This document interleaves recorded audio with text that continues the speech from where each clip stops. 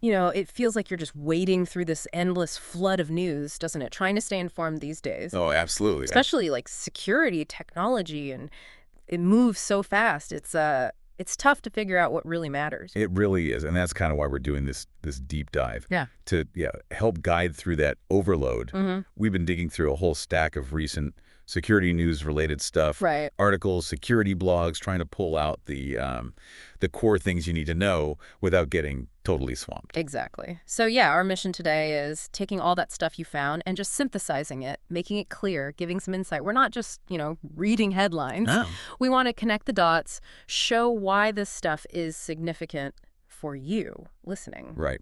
We're going to cover, well, everything from like the fallout from big data breaches to shifts in international tech policy, Okay. cybersecurity threats, obviously, and some surprising ways these things actually link up, hoping for a few, aha moments along the way. Nice.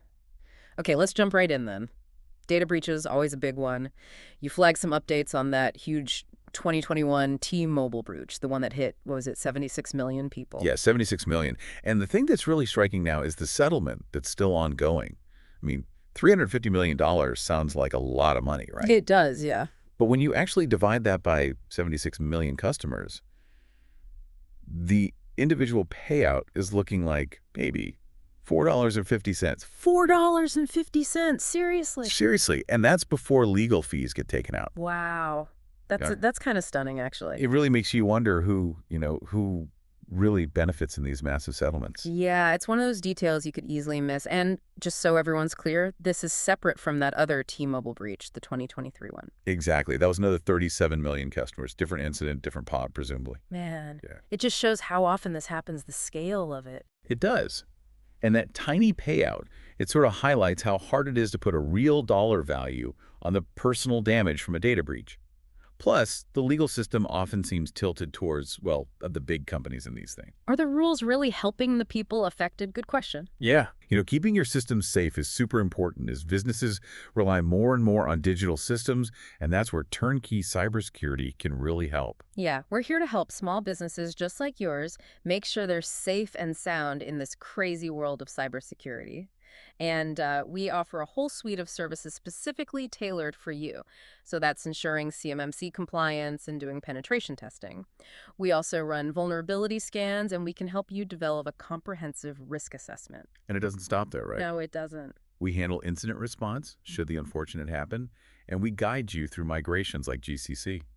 We just want to make sure your transitions are smooth and that you're secure. It's all about peace of mind, right? You focus on what you do best, running your business, and we'll make sure that your digital world is safe and sound. Okay, shifting gears, Europe, the EU, sounds like there's some talk about tweaking GDPR rules for smaller companies. That's right. What's interesting is Denmark is kind of pushing this. They're arguing for simplifying the general data protection regulation, specifically for companies with under 500 employees. Okay, and why now? Well, the main driver seems to be concern about the EU's competitiveness. Some argue the regulations, as complex as they are, might be putting smaller EU businesses at a disadvantage globally. So trying to ease the burden a bit makes sense. Any idea when this might actually happen? The timeline's still pretty fuzzy, honestly. Yeah. But it's framed as a potentially good thing for those smaller businesses trying to find that balance. Balance is the key word, isn't it? Data protection versus, letting businesses actually thrive. Exactly. It's a tricky line to walk. Okay, let's talk Apple, big player. Your sources mentioned they're doing some maneuvering around the U.S. tariff situation. Yeah, it's pretty interesting what they're reportedly doing. Sort of a two-pronged thing. Short term, it sounds like they rushed shipments of products from India to the U.S., like right before some tariffs kicked in. Trying to beat the clock. Right. But the longer-term strategy is maybe more significant. They're planning to shift more production to India. Not back to the U.S., but to India. And that just boils down to the tariff numbers, right? Yeah. India's tariffs are way lower than China's. Precisely. You've got, 26% from India versus a whopping 104% from China? So the math is pretty clear for them. So good for manufacturing in India, maybe, but not really what the U.S. tariffs were supposed to achieve, bringing jobs back here. Doesn't seem like it. And the kicker is, even with this shift, U.S. consumers are probably still going to see price increases on Apple stuff. Huh. So the policy might just end up costing Americans more without the intended benefit for U.S. manufacturing. That's ironic. It is, yeah. A bit of an unintended consequence, perhaps. Okay, let's wade into some more politically charged waters now. These allegations about the Department of Justice being weaponized. Right, this is a pretty significant claim floating around. Sources suggest there have been claims of a directive to suspend the security clearance of Chris Krebs, the former CISA director, and entities linked to him. And this seems directly tied to his statements back in 2020, saying there wasn't widespread election fraud, which the former president strongly disagreed with. It certainly looks like a direct consequence of that disagreement. And, if you look at the bigger picture, it's hard not to draw a line to that massive Fox News defamation settlement. The $787 million one. Exactly. That also came from pushing similar unfounded claims about the election. Right. It kind of shows the potential fallout, legally and reputationally. And Krebs himself, he ended up leaving Sentinel-1 because of this. Yeah, he resigned. Reportedly said something like, this was his fight to fight. Really shows the personal impact these things can have. It's not just abstract policy. It affects careers, lives. Absolutely. Okay, let's switch back to U.S.-China tensions. The whole tech and trade thing, these entities lists keep popping up. Yeah, and what's interesting is how both sides are kind of mirroring each other. The U.S. Commerce Department has its entities list, right? Basically, flags companies seen as close to China, restricts U.S. business with them. Yep. And China, they have their own unreliable entity list. Does the same thing, but targets U.S. companies. It's very reciprocal. A tit for tat kind of thing. Pretty much. And the sources mentioned the U.S. just added like 80 companies to its list recently.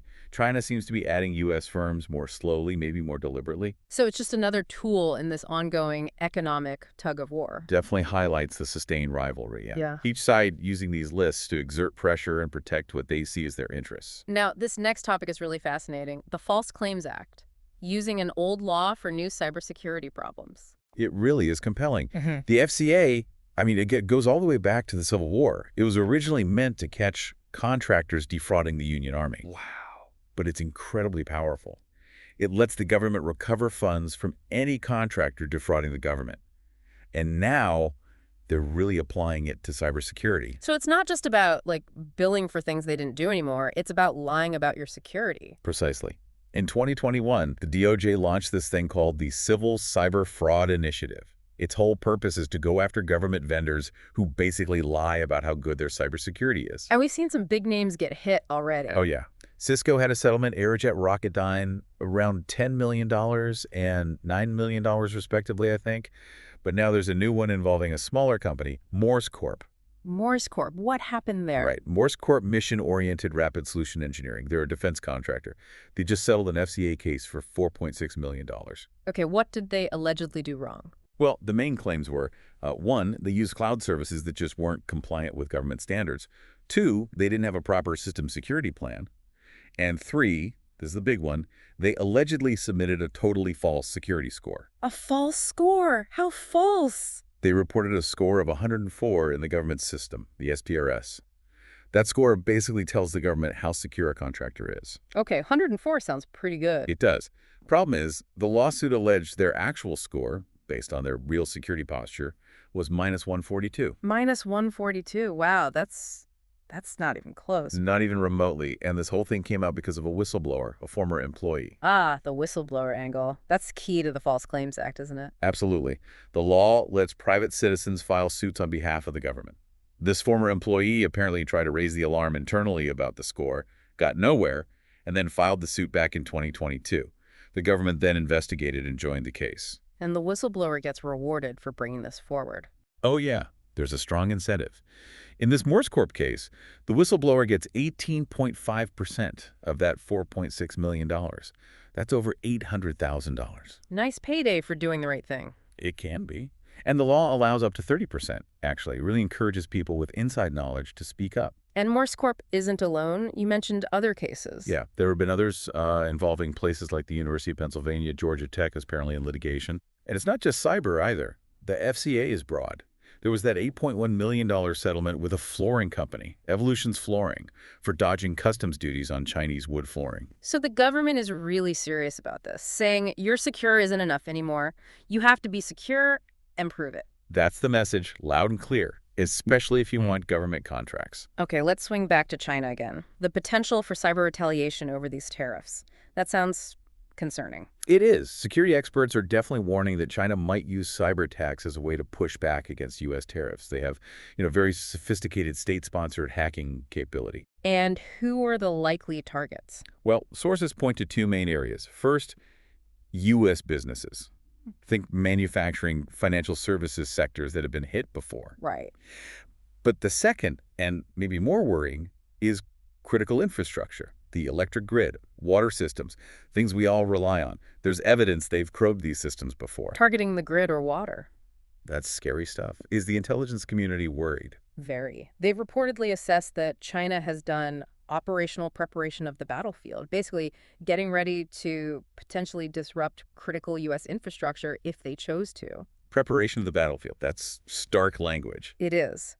The thinking is attacks like that could cause chaos, mess with government decision-making, maybe even slow down military mobilization in a crisis.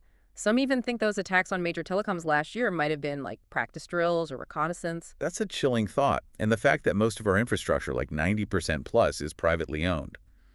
That makes it harder to defend, doesn't it? Huge challenge. Limited federal visibility, dispersed ownership. Yeah. Especially if things get, chaotic in D.C. for whatever reason. Yeah. It creates vulnerabilities. And speaking of vulnerabilities in companies, you mentioned that testimony from the former Facebook director about potentially compromising security for market access in China. Yeah, that was the whole thing about a proposed transoceanic fiber cable that would have landed in Hong Kong. The concern was it could essentially give the Chinese government a backdoor tap into data flows. But Congress stepped in and stopped that one. Thankfully, yes. But it shows the kind of pressure companies might face or the choices they might consider to get into huge markets like China, even if it creates massive security risks. And didn't they try to discredit the whistleblower who raised concerns about that? There were reports of a smear campaign, yes. It adds another layer. The big takeaway here is, we see the tariff war, the trade disputes, but there might be this less visible cyber war happening too. Yeah. And adversaries could definitely try to exploit any instability or chaos. It really paints a complex and a frankly unsettling picture. Okay, let's move to something else that definitely raised eyebrows. The EU apparently issuing burner phones to officials traveling to the U.S. Yeah, that one got a lot of attention. It suggests a pretty serious level of concern about surveillance risks over here. The EU confirmed they do this, pointing to, U.S. border practices. Right, U.S. Customs and Border Protection. Their stance on searching phones and laptops is pretty aggressive. Very assertive. They say they don't need a warrant, don't even need reasonable suspicion to search your electronic devices at the border. And they can demand you unlock them. What happens if you refuse? Well, if you're a U.S. citizen, they can't deny you entry, but they can seize your device. If you're not a U.S. citizen, refusing could mean they just deny you entry altogether. That puts the U.S. in a category of concern usually reserved for, countries like China, doesn't it, in terms of digital privacy at the border? It certainly invites that comparison. Now, the EU officially denied ordering burners specifically for those recent World Bank and IMF meetings, but they did confirm they've recently updated their travel advice, and they do sometimes give out burner equipment for U.S. travel. So it's not just a rumor. They are cautious. They are. And it's a good reminder for any company with employees traveling internationally, you need to think about device policies. Even friendly countries engage in hacking for espionage, for competitive advantage. Some big companies already do this, right? Give travelers clean phones. For years, yeah. Especially for travel to certain regions. It's becoming maybe more mainstream advice now, even for trips to the U.S. or Europe. A sign of the times, I guess. Okay, let's look at a domestic issue, Florida. These proposed bills trying to force social media companies to create encryption backdoors. Yeah, this is definitely causing concern in the security community. You've got bills in the Florida House and Senate, HB 743 and SB 868. They would basically mandate that social media platforms build ways for law enforcement to get access to encrypted communications just with a subpoena. Just a subpoena, not even a warrant. That's the proposal. And right away, that rings alarm bells. Not just privacy, but huge security risks. How so? Well, any backdoor created for law enforcement is inherently a vulnerability. It's a target. Hackers could find it. Foreign governments could exploit it. We saw something similar years ago when China reportedly compromised the U.S. wiretapping system itself. Once you build a key, someone else can copy it or steal it. It weakens security for everyone. And the bill has other issues too, something about parental access. Yeah, it apparently requires companies to give parents or guardians access to a kid's account, but without a clear, strong way to verify the person is the parent or guardian. That seems open to abuse. And knowing Florida's track record with laws like this is probably heading straight to court, isn't it? Highly likely. A lot of Florida laws like this get challenged as unconstitutional, which, means more legal fights, more billable hours for lawyers, often paid by taxpayers in the end. Right. Okay, let's do a quicker run through of some other important security updates you flagged. Work from home security is still a big one. Oh, definitely. Can't stress it enough. People working remotely aren't behind the corporate firewall. So things like zero trust architecture, basically, trust no one, verify everything, and protective DNS, which filters out malicious sites, became absolutely critical. Good reminder. And then there's that situation with Change Healthcare. After that massive cyber attack, they're reportedly demanding doctors immediately repay the emergency loans they got. Yeah, that sounds pretty harsh. Hmm. These practices were crippled by the attack, lost revenue, got these loans to stay afloat, and now Change is demanding immediate repayment. Seems unrealistic, maybe even damaging. Could lead to lawsuits, couldn't it? Or smaller practices just going under. Absolutely. Could get messy. What else? Oh, 4chan got taken down briefly. Yeah, hacked by a rival group, apparently. Data dump followed. Given the nature of 4chan, maybe not a huge loss for civilized discourse online. Fair point. Sweden and those undersea cables, still no clear answers. No. The Swedish accident investigators couldn't definitively say if the recent damage was accidental or deliberate. Part of the problem is they faced restrictions on their investigation. And that wasn't the first incident in that area recently, right? Nope. Multiple incidents involving internet and power cables in the same vicinity. Makes you wonder. Okay, CMMC updates. The Pentagon Cybersecurity Standard. Yeah, the acting DoD CIO, Kitty Harrington, was on a podcast recently, said the Army will likely be the first service to actually require CMMC in contracts. Also mentioned, talk about maybe speeding up the overall rollout and even potentially making it a government-wide standard eventually. Interesting. Keeping an eye on that one. You also mentioned canary tokens. What are those? Oh, these are cool. They're basically free digital tripwires. You can embed them in documents, websites, email signatures, whatever. If someone accesses or opens that file or link when they shouldn't, the token sends you an alert. Simple way to detect snooping or leaks. Neat, like a silent alarm. Uh, And Google added a phone repair feature. yeah, a new repair mode for Android. It's similar to what Samsung has. You turn it on before setting your phone for repair, and it creates a separate, clean profile. The technician can test things without accessing any of your personal data, photos, messages. Much better privacy. That's actually really useful. Okay, Microsoft Patch Tuesday. Anything major there? Usual big batch 126 bugs fixed this time. The most serious was a zero-day vulnerability in the common log file system. That means it was being actively exploited before the patch came out. Ouch. Who was being targeted? Initial reports pointed to IT and real estate sectors in the U.S., plus targets in Venezuela, Spain, Saudi Arabia. But now that the patch is out and the vulnerability is known, expect wider exploitation attempts. Yeah. Patch quickly. Good advice. Apple versus the UK on encryption backdoors. That fight's still going. Still simmering, yeah. Yeah. Reports suggest Apple flat out refused a secret UK government demand for a backdoor. The government denied it. Apple appealed to some secret court. It's this fundamental clash, national security versus strong encryption and user privacy. No easy answers there. Seems like a recurring theme. What about the Netherlands doing background checks on students? Yeah, they're planning checks on international students and researchers who might access sensitive tech or information. It's that balancing act, again, security versus the economic benefits of attracting international talent. And apparently, the intelligence services aren't thrilled about taking on that extra workload. Tricky. Senator Wyden pushing CISA for more transparency. Right. Senator Ron Wyden wants CISA to release a report on successful hacks against telecom companies. CISA seems reluctant, so Wyden's apparently holding up the confirmation of a new CISA director to try and force their hand. Politics and cybersecurity, always intertwined. Yeah. AI voice cloning, getting scary. According to Consumer Reports, yeah. They tested a bunch of AI voice cloning tools, and most could create really convincing fakes. Huge potential for scams, phishing, misinformation. It's developing fast. Need to be careful who you think you're talking to online or on the phone, okay? Even government agencies get breached. The OCC. Yeah, the Office of the Comptroller of the Currency, that's a major bank regulator. They admitted hackers might have accessed about 150,000 emails over, 18 months before they even detected it. 18 months. Wow. What could the hackers have been after? Could be anything. intel gathering, espionage, maybe trying to find ways to hack the banks the OCC regulates. The timing was also interesting, right around when a new acting controller took over. And the irony, potential layoffs at the agency that's supposed to help federal agencies with security, SIS. Yeah, reports of potential significant layoffs at CISA's sister agency, SIS, System Integration Services, Yeah. right after the OCC breach news.